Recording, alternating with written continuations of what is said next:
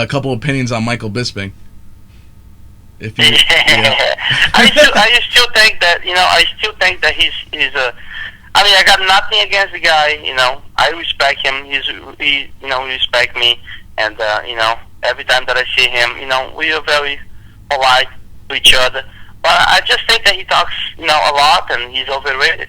He's not that good that people keep saying that he is, and I really would like to prove that. Do you think he was worthy of challenging Dan Henderson then at UFC 100, or do you think Henderson deserved in your eyes maybe a tougher opponent? I don't think I think Bisping's a tough guy, and fight is a fight. You never know. I was expecting Dan Henderson to fight bad against Anderson Silva, and he got submitted. Yeah. And like I say, you never know. But I think that's going to be a good fight. But if I had to put my money somewhere, I'm going to put in Dan Henderson. I think he has all the experience. He's a good wrestler. He fought heavier guys and better guys, and more experienced guys than Bisping fought. Yeah. And on the paper, I just see it. I don't see a way that Bisping can beat Henderson. I agree with you. I think a big glaring weakness in Bisping's a pretty well-rounded guy, but I think his only weakness really is against wrestlers, especially against. I remember you and me talked about the Matt Hamill fight. What you thought about that decision? Oh boy. Yeah. Yeah, I think that decision was the worst decision in UFC history, man. To be honest, I mean that was ridiculous. You know, I mean that was ridiculous. Should go down the record books. No question. Yeah. Worst decision ever. Worst decision ever. Well, we're gonna put that in the records books. Yeah, let's point out our flaws. The UFC's gonna do that. I agree with you. That was probably the worst decision I'd ever seen in MMA history. Yeah, for sure. And Wilson, if you could talk about, did you? I know obviously you're a big fan of the sport. Did you catch the Anderson Silva fight against Talis Laitis? Yeah, I watched the fight. Actually, I spend my money, Oh, you bought the pay-per-view? Yeah. Oh, buy but, yeah. It's $40-something, bro. And I invite a couple friends, and nobody helped me. I'll pay that, and I spent $40-something to buy this stuff. I think it was horrible. Yeah. And for both parts, for Talis, and especially for Anderson, I think there's a lot of people talking about that. It's because, even in Brazil, people are talking about that. It's because Anderson, he knows that he's got to respect the fans.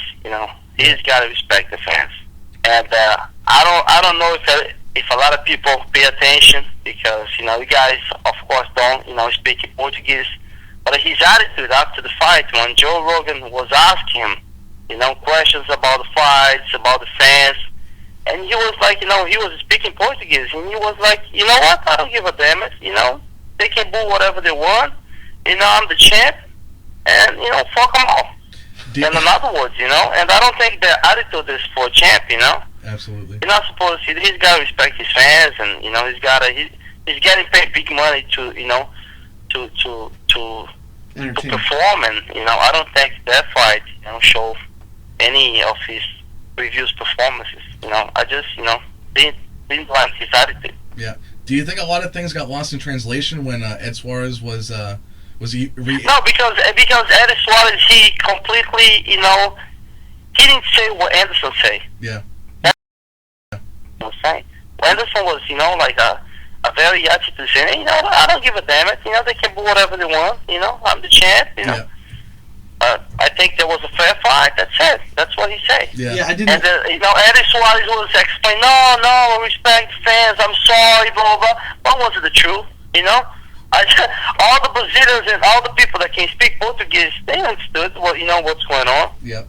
There was actually a big debate about that amongst a lot of the UFC fans and a lot of the hardcore fans that actually had a transcript of the translation, and they're like, this is completely different than what I understood Ed Suarez explaining in the interviews.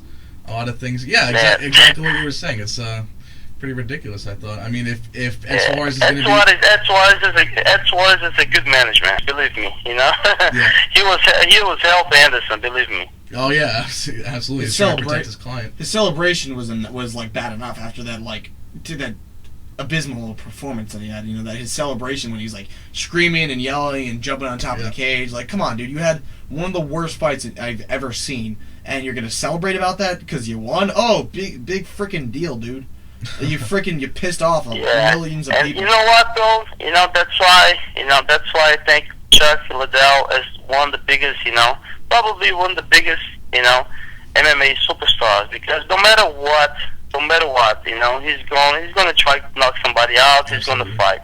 Dude. And even, losing like that, I'm still a big fan of, of Chuck, because, he just don't care. He step in the octagon and he wants to fight. No matter the results, he's going to try to do his best. Yeah. That's great. Not just, keep playing around like Anderson was doing.